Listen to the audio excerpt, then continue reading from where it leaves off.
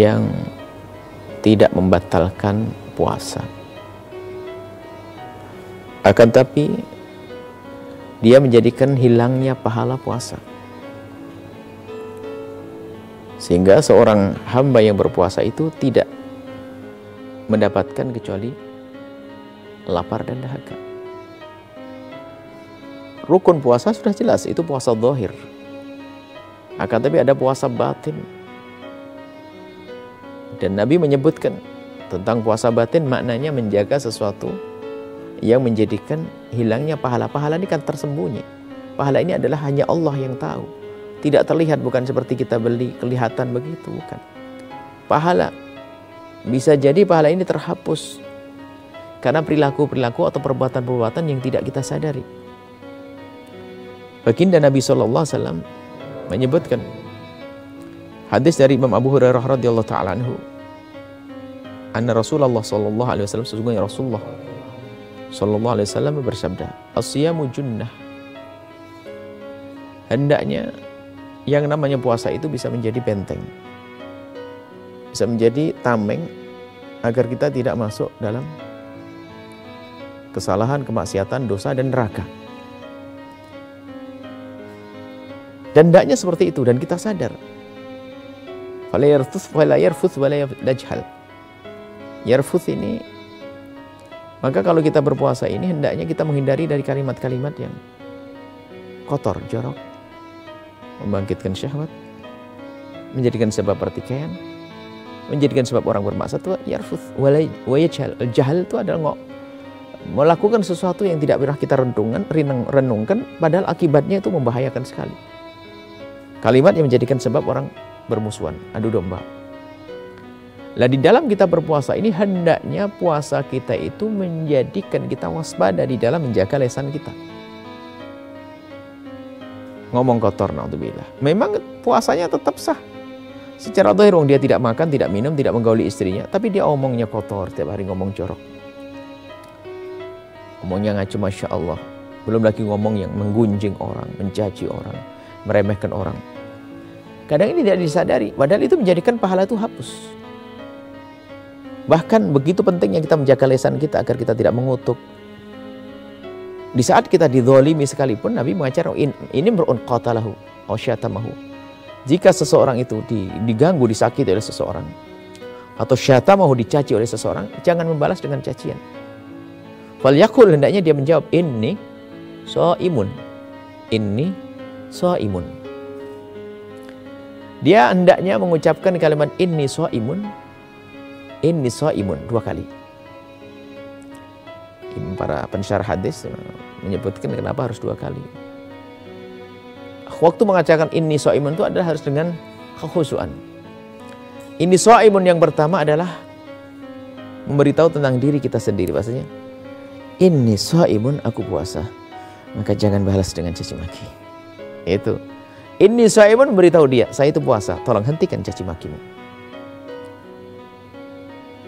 Nah, ini maknanya apa? Kita harus bisa menjaga dalam keadaan apapun. Khawatir kita terpancing dengan emosi kita, dengan kesalahan orang lain yang seharusnya kesalahan hanya pada dia saja. Cuman gara-gara kita kebawa emosi, akhirnya kita menuruti emosi kita, lalu kita terpengaruh dengan kesalahannya dia. Dia mengolok, kita mencaci, akhirnya caci maki dan seterusnya, hilanglah pahala kita. Ini dari Abu Hurairah juga diriwayatkan baginda Nabi SAW bersabda, rubba shaimin laisa lahu min siyamihi ilal ju', dalam riwayat ilal ju' wal atas, rubba qaimin laisa lahu min qiyami ila sahar. Alangkah banyaknya orang berpuasa tidak ia dapatkan kecuali hanya lapar, dalam riwayat lapar dan dahaga. Dan alangkah banyaknya orang yang bangun di tengah malam yang ia dapat hanya capeknya begadang. Kenapa? Dia melakukan itu semua adalah dibarengi dengan kemaksiatan yang menghabiskan pahala. Jadi sebagian orang tidak sadar bahwasanya kadang melakukan kebaikan dibarengi dengan kemaksiatan. Harapannya adalah diterima kebaikannya, tapi kemaksiatannya telah menghabiskan pahalanya. Dapat apa dia? Dapat dosa malahan. Maka dari itu dalam kita berpuasa hendaknya kita bisa menghindarkan hal-hal yang menjadikan Allah murka. Seperti tadi menggunjing, mencaci, mengolok. Lesan kita jaga. Tidak mudah emosi. Kita latih di bulan Ramadan sehingga nanti keluar dari bulan Ramadan kita juga tetap dalam keadaan normal. Tidak gampang terpengaruh dengan berita apapun yang sampai ke telinga kita. Sehingga kita tidak memberikan reaksi yang negatif terhadap itu semua. Di antaranya adalah berkata bohong. Yang menjerumuskan atau melakukan sesuatu tindak kebohongan. Seperti disabdakan Nabi SAW.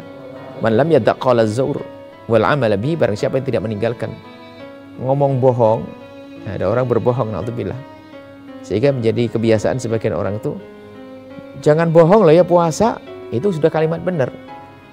Jangan bohong loh lagi puasa, karena menghabiskan pahala.